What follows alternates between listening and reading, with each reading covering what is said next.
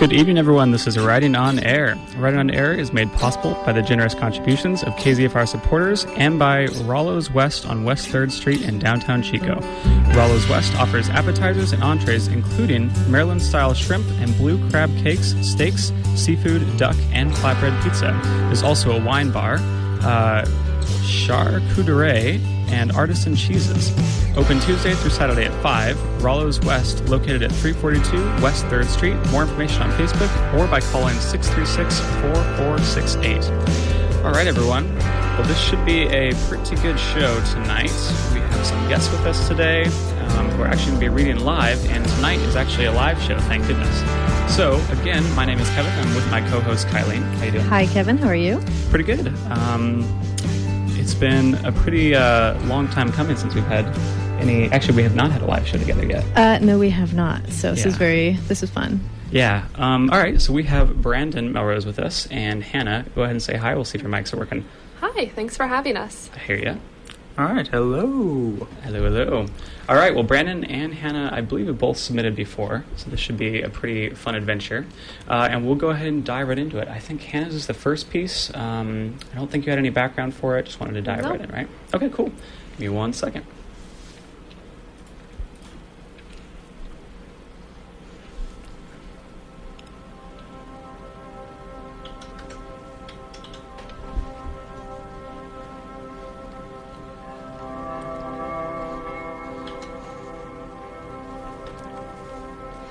They say smile more. They say you're dramatic, lazy, and clingy. So you smile. You plaster a fake smile onto your face until your cheeks hurt from the effort. A smile that'll never reach your eyes. You use every ounce of concentration to smile until you're alone. Then the smile flees as if it were never even there, but you're too dead inside to even muster up the emotion to miss it. Dramatic? Every day is a battle. You stress about pretending to be okay. The thought of being a burden to those you care about is terrifying. The stress puts you on edge, ready to snap over the simplest of things. You're not lazy. You're utterly exhausted. You have spent all your energy trying to just make it through another day, trying to ignore the corrupt thoughts that run rampant through your mind every second of every waking moment. Sleep is your safest escape. You're clingy. You hold on to those you care about with a vice-like grip. You cling to the people you're afraid to hurt to remind yourself why you're still fighting. So you cling to them, as if you're lost at sea and they are your life preserver.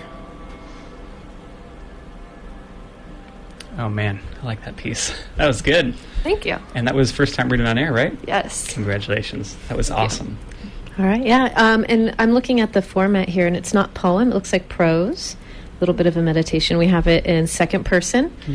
Second person is really hard to write sometimes because you're doing a lot of you, which you're putting that onto another person. So it's either relating or not relating in a sense. So can you tell us a little bit of, what is this story saying, and kind of maybe a little background on what made you come up with this, I guess you would say. Well, it kind of is talking about depression. Okay. I mean, how so many people think that just looking at the outside, that you're just being dramatic, lazy, or just down all the time. They don't see what's behind the scenes, what's going on in your head through every day. And so this was kind of just a look into what's actually going on. The fact that you're not lazy, you're not clingy necessarily, you're just struggling, and this is how you're coping. Yeah, depression's kind of a tough one to talk about because unless you've ever been in depression or even felt any sort of those symptoms, it's a really hard thing to express. And I actually like the fact that you do mention that word lazy. Lazy is kind of one of those things that's an overall word we use to describe someone who just can't do that thing. And that's a tough thing because when you are depressed, you physically and mentally can't do things. It's very, very, it's such a unique situation. So to be able to put that in such a way was, I think, pretty well done. Yeah, and even I like the part, too, where you say you cling to the people you're afraid to hurt. So it's, most people think depression is like where you kind of come away from everyone and you just like hide. This is one, it's a little bit different where they're like actually trying to be part of these people, but they can't quite figure it out, so they're clinging to those people as hard as they can. It's a really different take on it. And sleep is your safest escape. That's one that's I actually had a friend who suffered through some pretty heavy depression and stuff, mainly due to some imbalances in his brain. I think he had ADHD or something. And sleep was honestly like the best place for him, so he just slept almost all the time. So I have a question on what was your reasoning for choosing the you, the second person in this particular piece, rather than saying people say to me? And again, I don't know if this is fiction or nonfiction. Did you make a mention on if it was fiction or nonfiction? No. Oh, okay. But this is based on some personal experience. Okay, yeah. I mean, yeah, And lots of work. So this kind of separated me from the piece a little. And so it allowed me to write about it without being necessarily as close to it. Gotcha. Yeah, that's a pretty good move. Sometimes it is hard to write about something really personal, so we make it a fiction piece. And you kind of does a good way of doing that, because it does kind of make it a little bit universal. Again, I never do the second person because I'm not good at it. It's a very hard technique to use, so I think that was maybe a good move on this particular one, to both pull away but also show the personal aspect to it. Yeah. Thank you. Well, thanks for that. That was great. Man, this is so cool having people here live. All right, so Brandon Melrose will be next with his piece. And before this, he actually had submitted a piece that he used to live down in SoCal. He just moved up here. And he had submitted a piece that he had recorded and read and mixed everything for completely. So now we actually have him in the studio with a piece that he has chosen the music for, and he has written this himself, obviously. So anything background on this? This is kind of based off those old silent Looney Tunes cartoons that were set to orchestral music. I remember a Bugs Bunny cartoon that was set to Wagner's Entry of the Valkyries, and that really inspired this piece. Right on. Okay. All right. Well, here we go.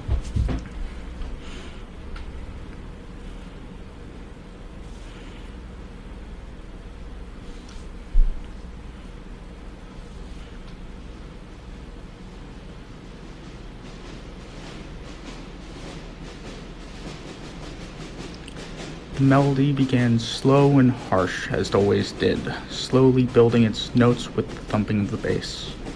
As its tempo began to rise and the brass section joined the fray with the tin shining on top of the thunder, the conductor orchestrated the players in good time and pace, waiting for the second movement to begin, signaled by the great crash of the cymbal before lessening the tempo, at which point he settled for a simple 3/4 time.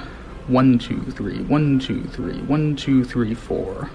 A wonderful waltz to dance to as the players became enraptured with their music. The percussion section slowly hammering against steel drums.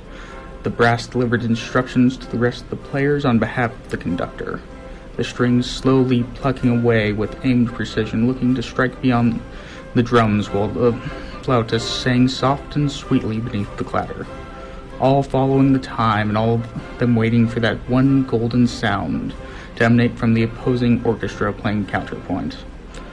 They also played in 3/4 time, but no one plays a perfect song. Their patience was rewarded as the third movement began. 1, 2, 3, 1, 2, 3, 1, 2, 3, 4, 5.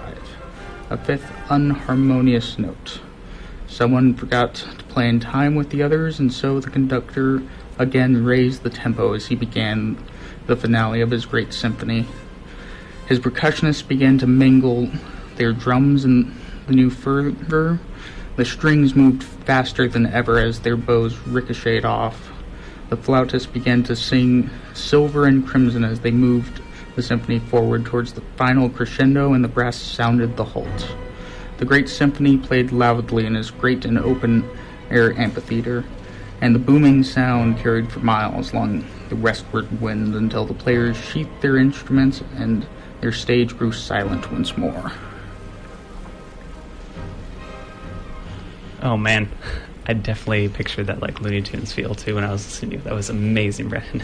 I wasn't even thinking Looney Tunes. I could see the sounds. Yeah. Really well done with the visuals, and the words you're using are very concrete, and I can see exactly what's happening. And I feel like with the music, that was a very good choice in music, I believe, for this. And I could actually envision all of that in being there. And I really enjoy the choice of words that you used in this short piece.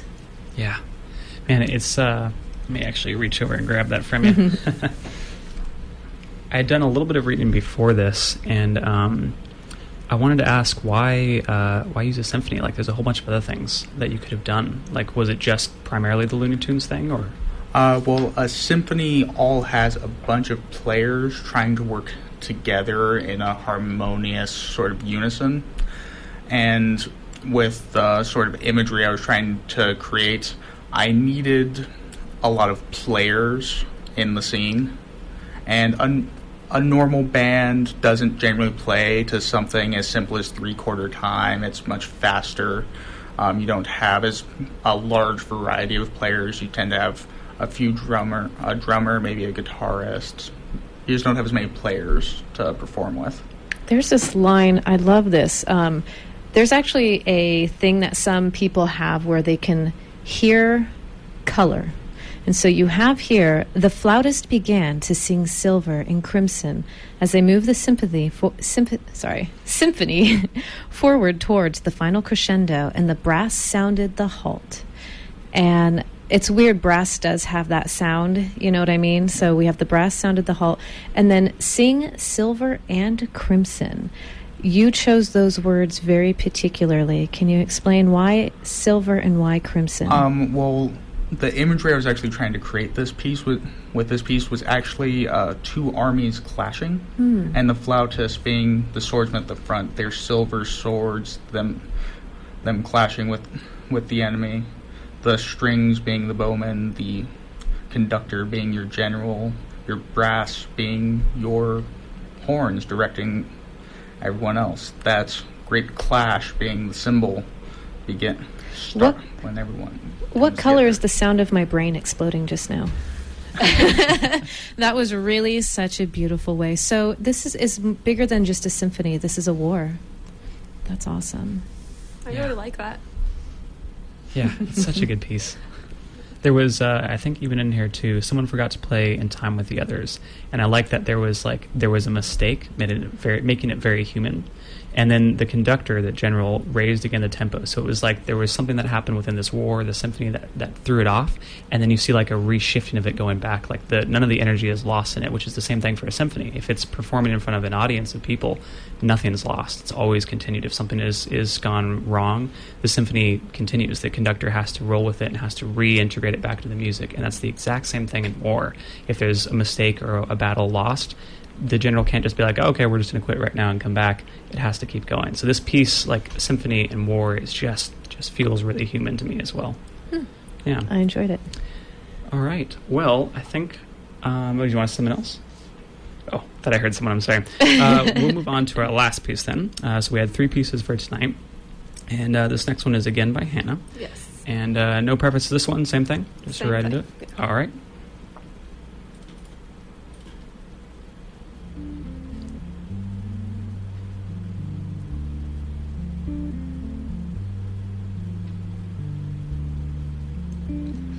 I brave a sidelong glance. A sweet smile graces my lips. You remain unaware to my eyes that are savoring your every movement. It is as if I'm sucking on a hard candy, trying to enjoy every moment before it dissolves, leaving only the succulent aftertaste to remind you that it was ever there. For now, as I watch you, the sugar still freely coats my tongue.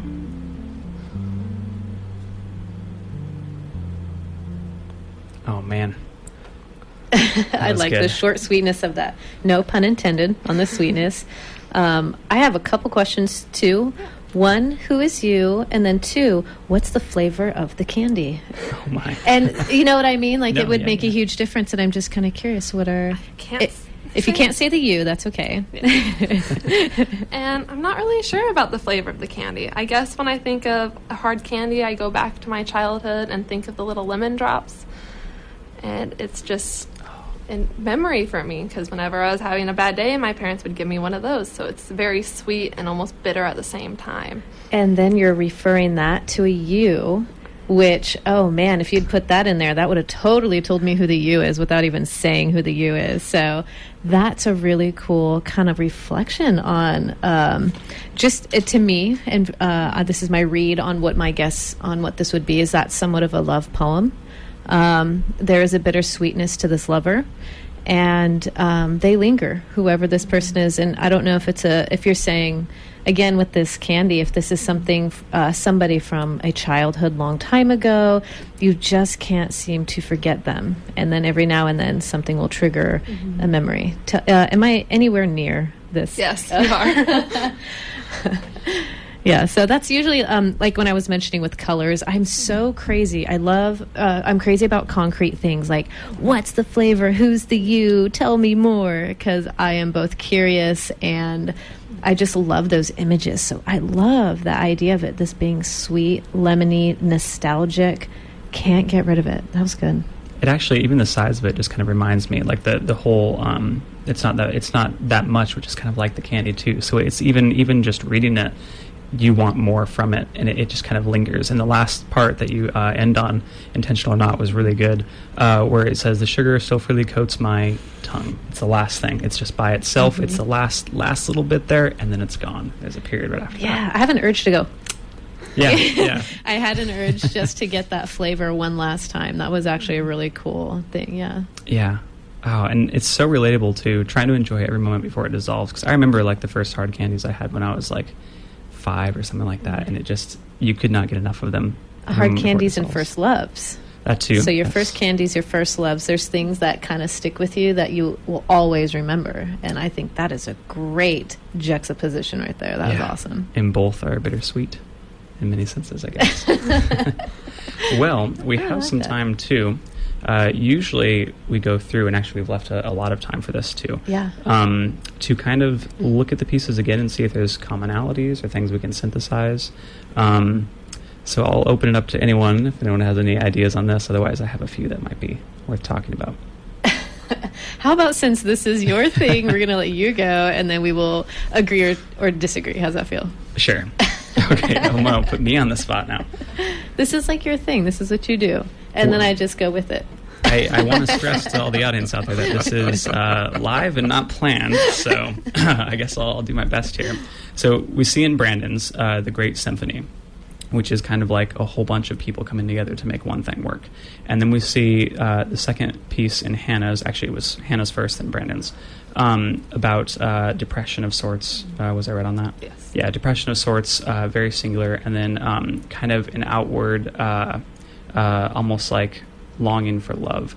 And all of these are kind of trying to get into a right spot, in my opinion. Whereas in the symphony is trying to direct itself into a state of stability and a state of maybe winning. And then the depression one wants to show that it is trying to get better and trying to develop. And then the love poem, I Brave a Sidelong Glance, that poem is trying to show that there was something there that made them stable almost. So we kind of see each one looking at a sort of stability from different aspects, way different aspects of society. We see depression, love, and war almost, which makes it really cool because there's that thing that kind of pushes it down into a really, I don't know, human element is really abstract, but that's the words that come to mind, where you just see people trying to make things work, whether it be an obstacle of depression, an obstacle of war, and combining multiple people, or an obstacle of missing someone and wanting them in their life, or seeing them and not having them there. So, agree. More than that. I know, I had to. I really do agree. There's these all just happen to be very relatable on every different aspect. I'm kind of like, I'm a little blown away. Again, I'm still kind of contemplating the candy and the music. Because to me, when I hear music, I really liked that. What piece was that you picked, Brandon, for that? That was actually Beethoven's Wellington's Victory. It's actually called his Battle Symphony. Yeah. Right. And then you chose that with this piece, and I really appreciated that. The combination of the two. Again, it's that idea. It's the same with the candy and love. Like, those were two very beautiful, completely, juxtaposition, completely different things put together to be the same thing. And I thought that was a great move on both those parts. With that's hard to do with that music, and you've got the music and war. I don't know. And I mean, it's weird that, they actually use music in war. That's like battle cries, battle songs, and all that stuff. So I thought that was just a really cool move. But what's crazy is you don't even talk about necessarily that. You talk about the actual symphony. So anyway, I'm still trying to contemplate. These are all really good. I'm getting into these cold, so I have a moment that I get to sit and contemplate. Two of you thoughts? Yeah, anything on it? Your piece really, it takes me to like Civil War stuff where you hear the drums and the music as they're marching. That's what I pictured. Actually, a lot of one of the very important reasons I picked that Wellington's Victory to go with this is a lot of times when you'll see actual orchestras perform this, it's called the Battle Symphony because they will actually bring in Civil War recreationists and they will fire blank rounds to the time of the music and cannon fire and stuff like that. That is amazing. Wow. How did I not know this? Yeah, I forgot about that. That's right. They use the drums to orchestrate. It actually took me quite a while to find a piece that didn't have cannon fire. Really? Wow. That's awesome. It's really interesting. I did not know that. Yeah. Did you actually, too, I looked down and it just stood out to me. You have someone forgot to play in time with the others. Did you have, I don't think there's like a particular person that you had in mind, but what was your, maybe, I guess, reason or for putting in someone messing up in the middle of this? Believe it or not, I was watching something and there was just one line the whole thing that talked about people's mistakes. Really? And then I started writing this immediately. Perfect. That entire thing was the basis for the entire piece. Wow. Oh, wow. I would not have and it was such a subtle piece in there. That was really cool. Yeah, that was not overwhelming. I'm surprised at that. So can I ask what the mistake was or what? Or is that no relation whatsoever? No relation. It was more of a just general statement. Stood out to you. And I've just always loved symphonies, and I've been doing a lot of research into like time and how music is timed and made, and I've always loved just the simple like 3/4 time that you hear a lot to the waltz, which is why I picked that. And if you've ever heard a symphony that gets just one violinist, one flautist, just one note, it stands out. That's crazy that you use that and the idea of war. One misstep in war, and that's, what I mean? That's a complete casualty right there. And I'm imagining the director of the music, one, violinist off or whatever. It's just, it almost feels like, the devastation of that piece. So that's really cool that you would use that. And again, so subtle and so powerful. Good job. Yeah. And I actually really loved your second piece. I actually appreciate the fact that you didn't specify what kind of candy or anything, because I think everyone in this room is thinking something different when they hear that. Yeah. And it becomes a lot more personal to them. Good point. Yeah. And it's funny, I always mention that when we're doing our shows, like I'm like, what do you think of when you think of a flower? And he'll say rose and I'll say tulip. And so that's the reason why I ask is, what did it mean to you? So it's super crazy. Like everyone has a different hard candy idea in their head, which changes the you. And I really like that Brandon brought that up because that's such a true statement. Was that your intention, or you were you were really just trying very hard to be as abstract as possible so no one knew what you were talking about? Yes. Yeah. But I really like that. I mean, it works. I hadn't thought of that until you mentioned it. But. Yeah, you think of lemon drops, I think of old like Werther's caramel hard candies, that just lingering sweetness. I was thinking apple Jolly Rancher, but that's what my mom. So that's like each one of us had something that our parents kind of bring down. So that's cool. Tootsie Rolls for me. That's not a hard candy. That's a chewy candy. They had a version that was a hard candy one. Wait, what? Yeah. They did. They did. What? How did I not know this? It was popular in SoCal. I like that you're as confused as I am about this hard candy. Because I monopolized on all of them, most likely. order in bulk. Yeah. I think, actually, I made a reference to this a long time ago, but and people can fact check me on this, but some newspaper person, a reporter, sent out an email to a bunch of different writers, and I think the question was, when you write your pieces, are there things that are intentional, or are people reading into your pieces too much? And I think the only response that they got back was from Ray Bradbury, and it was a giant explicative no.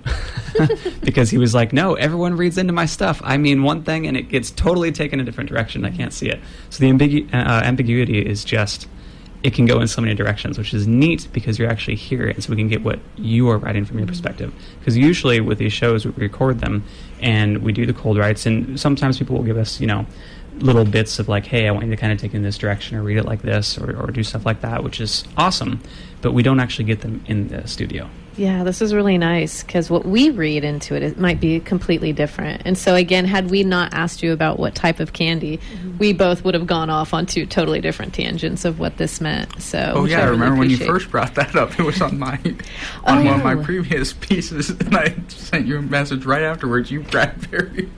Oh, did I? That's right. What piece was this one? The Dreams. Yeah. Yes. Yeah. But that's the beautiful part about writing. Yes. And again, when I say concrete, this is why I just love concrete words and colors, because we usually hold on to those very specifically. Yeah. When it becomes abstract, then we get to do whatever we want, But that's okay. That's my love for that, my both appreciation for being open to interpretation, which does happen with work. Yes. So, and that's why sometimes when you send stuff out to publishers, they might have a different interpretation. Yep. Which is, it's kind of neat too, because sometimes it works, but if you are too explicit, sometimes that does take away from a lot of it. You lose the creativity. When you leave it kind of ambiguous, more people can relate to it. Sometimes, it's a dance. It really is. And it's what do you want your readers to see is the whole point. You showed us color. You gave us a taste, but we got to choose it. So it really is just a very open, and I like that open-endedness. Yeah. So. Well, I'm looking at our pieces again. We had the Symphony, 2 Untitled pieces, and man, this is just, I want to thank you guys again for coming in, because this has been awesome. Usually at the end we plug ourselves, because we have to do that. I think we forgot at the beginning. We kind of jumped right in. Yeah. So if you guys want to come on, if anyone's listening and wants to submit to the show, we actually have an email, write.onair@gmail.com. That's WRITE.onair@gmail.com. Yeah, and we can do pretty much anything. This is your piece. Like I said, Brandon chose the music, wrote the piece, did everything himself. This is what you guys want to make of it. We can totally work around you. I think I've said before that, like, we're the picture frame and you guys are the picture. We just kind of give you the safe space, or I guess not safe space, but I guess safe space? I'm not sure. That's a really politically charged word. I'm going to get shot down for that later, I imagine. But as Brandon rubs his chin right there, I saw that. We give you a space to put your pieces on air and have them heard and get them out in circulation and stuff. And then if you want to use this as a resume thing, go for it. That's always the props there too. But please do submit. And again, that's write.onair@gmail.com. That's WRITE.onair@gmail.com. And being on the radio, you also get to correct us when we're wrong, which is really nice, because again, we love reading into stuff. I do. Yes. Yeah, so I think I've covered most of the stuff. We've done the pieces. Thank you guys again for coming. All right. So we have Brandon. Say hi, Brandon, and bye. Hello. Goodbye. All right. And then we have Hannah. Hannah, thank you so much. Thank you guys. It was a fun experience. Good. I'm glad. This is great. Thank you. I'm glad we got to do this today. All right. Well, Writing on Air is made possible by the generous contributions of KZFR supporters and by Harrison Daily Wright Accountancy Corporation in Chico. Harrison Daily Wright provides certified public accountants specializing in accounting and bookkeeping services, auditing, tax prep and planning, management support, services for nonprofit organizations, and more. To reach Harrison Daily Wright, call 895-1209. Have a good night, everyone. Have a good night.